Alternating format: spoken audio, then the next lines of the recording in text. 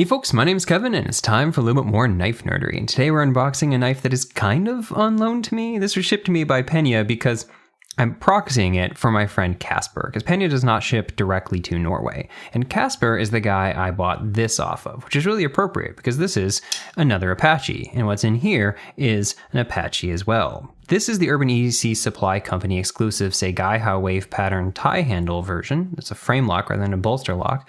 And he sold this to me because he said that it was just a little bit too kind of ornate and pretty looking for him, which is honestly exactly why I wanted it in the first place. What's in here, I think, is going to be more up his alley because Casper, if you watched that last video, is a wood carver. Like, he makes wooden spoons. And what's in here is an Ebony handled, that's cool, large Apache. I don't know if the size is going to be better or worse for him, but well, I'm super curious to see how they compare. I don't think they've ever done a large Apache before, and so I'm really interested to see just how much it stacks up. So let's take a look finally.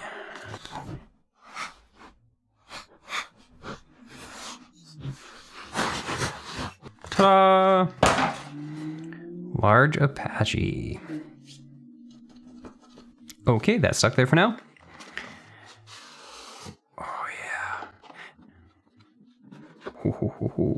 So, if you've never bought a Peña before, they do come with this logo inside a logo box, and a logo inside a logo inside a logo, and so a gel packet. Oh, yeah. Here we go.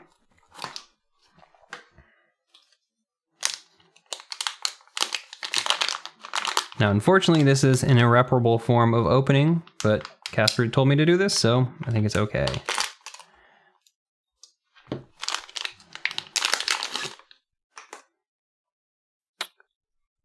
Oh, yeah. That is very pretty. Ooh. Oh, yeah, I love that. I love that scales. So ebony is one of those woods that is very, very dark brown. And some ebony comes across as like actual pitch black. This particular ebony's got a lot of black in it, but has a fair amount of deep, deep brown. And this, I think, is gorgeous. Whew. Okay, let's see how this flicks.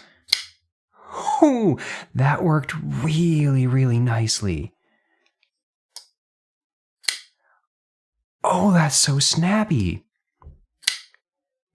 That might be the best action I felt on one of these so far. Wow.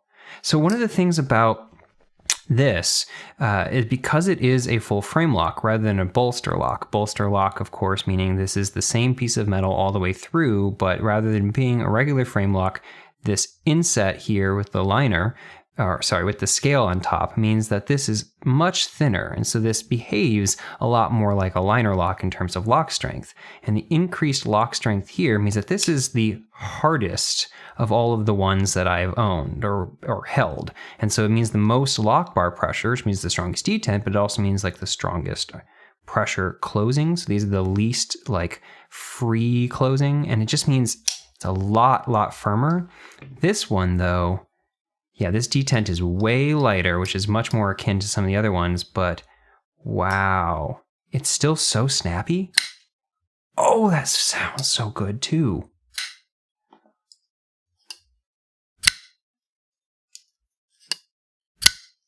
Oh, I love that. Okay, how it worked.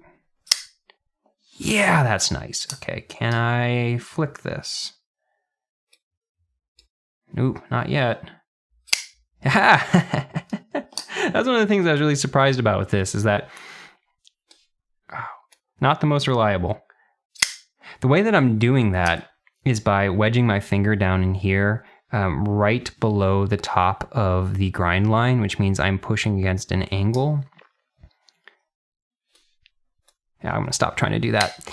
Okay, I really want to know how these compare in terms of actual size in other places, because yeah, this is the large Apache, but this is a tiny knife to begin with. The regular Apache is a 2.75 inch blade knife, so going larger than that doesn't doesn't really get you that far. This is still a 3-inch blade knife. The large is a 3-inch knife. And so I'm super curious how this fits in hand. Oh no, that's so much. I've always felt like these fit with nowhere to go. Like this is exactly where you can be and there's just nowhere else. You can't scoot up, you can't scoot down. And it's not that I normally feel like I need to, but I don't really feel cramped either, but I have on the smaller side of medium glove hands, I think. And so, or maybe I just have medium hands. I don't know. I just don't have huge hands. And so this feels fine for me, but this is so subtly bigger, but bigger in a way that actually does feel a little bit nicer in hand. How much bigger is that? Yeah, enough. It's like probably about a third plus inch more at the bottom. Not a ton. I guess I can just do size comparison. But no, in hand, it just means that I can spread my fingers out a little bit more. Yeah, that feels really, really nice. I typically really like knives in the 3 to 3 1/4 inch range. I love the action on this. Oh, that's so good. Yeah, I tend to like knives in the 3 to 3 1/4 inch range, 3 to maybe 3 1/3 because of my hand size. And yeah, this is, I think, maybe my favorite Apache so far. What I'm really curious about is so one of the things about the Apache is that it has a relatively short grind height for the blade stock. This is a 0.12 inch blade stock, and it's a reasonably short, I think it's 0.65 or something like that inches tall on this grind. And so this has never been like the most slicey knife in the world. And I've always kind of thought that a slightly taller version of this would be better. And I think that's exactly what we have here. So we've got, how best to overlap these? It's not a whole heck of a lot taller. I don't want to just get out I will off camera measure this thing and pop it in as overlays. But what my theory is that the taller height is going to make this just a bit slicier, because you're going to have what I'm pretty sure is the exact same blade stock that looks identical to me, but that grind is going to just be spread out about 50% taller, maybe only 30% taller, but we'll find out. And so I do think this is going to be a little bit slicier. I'm not going to find out. I'm just opening this up and then passing it along, but I'll ask Casper what he thinks about that. Also, you'll notice that this is the hand satin finish. So I didn't know that was going to be the case. This is Riot's regular belt satin, and it's a very uniform, nice, pretty belt satin. But this is their hand satin, where the grind lines are going that way and have been done with by hand, hence the name, with a piece of sandpaper. Oh wow! I'm immediately noticing the lack of nail nick. One of my least favorite things about a lot of Peña's knives is that they have nail nicks, which makes sense because they are the modern traditional. They're supposed to look like the traditional shape, but they have a weak enough detent that you can grip this without that nail nick in any way, and you don't need it for grip. And I certainly never actually stick my nail in. I personally find nail nicks kind of just aesthetically off-putting, and I don't really like that they collect gunk and etc. So I would like a version without it, which is what we have here. This is one of the classiest looking ones I've ever seen as a result, with this ebony wood, which, by the way, I think is the first time he's done wood on an X-Series, which makes this feel more in the direction of his customs. But the ebony wood and the lack of nail nick and the hand satin just makes this feel all the classier. Ooh, also a pivot collar. Look at that. Is this the first time he's done a pivot collar on an X-Series? All of these little details are making this add up to feeling more like his customs. Not that I've held one of his customs, but I've ogled them plenty of times. Yeah, I think this is my favorite Apache. This is a very me Apache. I find that these typically need to be lubed up for them to be as kind of free falling. They're never going to be like guillotine knives, and I don't really want them to be, but these are the most, I find that they need to be lubed up a little bit for them to just go home smoothly. And so, not smoothly is maybe the wrong word, just like, you know, a little bit. And so I do find that this is needing to shake more than even this guy over here. But, ooh, no, I guess I'm wrong at the moment. Yeah, this one's probably a little bit dry. But the larger blade is also going to make that probably be a little bit better in the long run. And if you actually are trying to close this, like it goes straight home. Yeah, this action's great.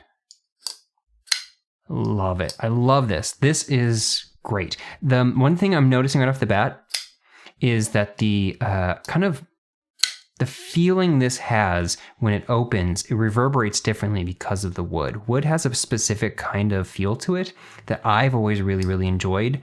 It has this, I don't know, it just reverberates differently than metal, and it reverberates differently than micarta and stuff like that. Micarta tends to really deaden the reverberation, and so this feeling just feels really nice, and I think it sounds really nice as a result too.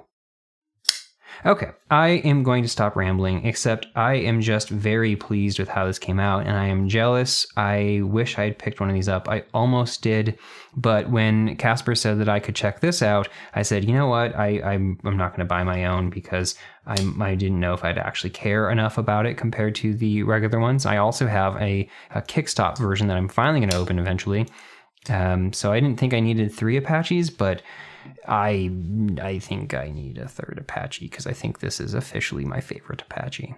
Okay, yeah, I just put the tiniest drop of heavyweight nano oil on the detent ball, which I assume Casper is okay with me doing. And yeah, once you do that, these things are just so incredibly smooth and easy to close. It's not like it was hard to close before, but wow. So good. Man, that action is nice.